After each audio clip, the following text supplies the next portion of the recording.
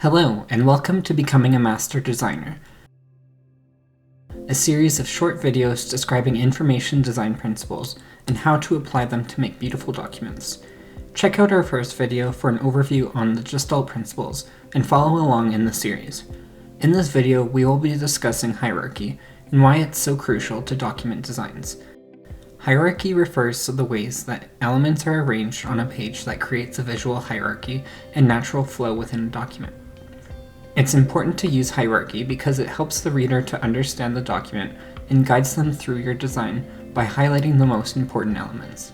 You can create hierarchy by using key design principles including size, color, alignment, and repetition to show contrast between elements in your document, as well as key in the reader to certain parts of your design that are related. By using size, color, alignment, and repetition, you can set out headings that determine sections of the document. Let's say you're wanting to define titles and subtitles of sections in your document. You can show the distinction between these two texts by using font sizes, color, and repetition of the headers so that the readers can see the similarity of the headings and understand what the headings mean. For example, you can use large bolded text for titles, while italic for subheadings, and by repeating them, readers will understand that these are titles and subheadings of the sections. You can also utilize proximity to show distinctions between sections and text.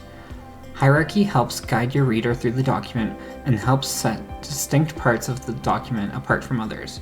Using hierarchy helps with continuity, the Gestalt principle we discussed earlier.